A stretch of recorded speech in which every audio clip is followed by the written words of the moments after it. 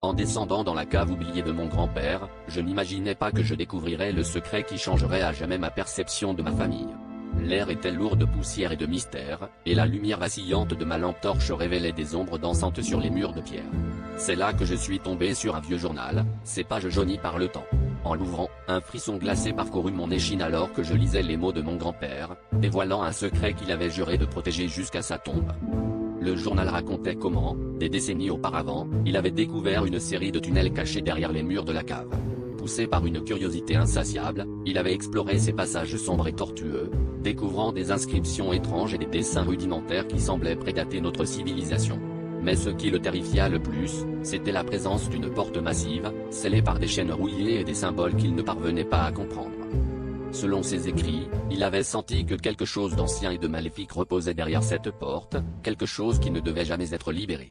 Pris de panique, il avait scellé l'entrée de la cave, jurant de ne jamais en parler à personne. Pourtant, son journal révélait que, même des années plus tard, il pouvait entendre des murmures à travers les murs, des voix qu'il appelait, le suppliant de les libérer.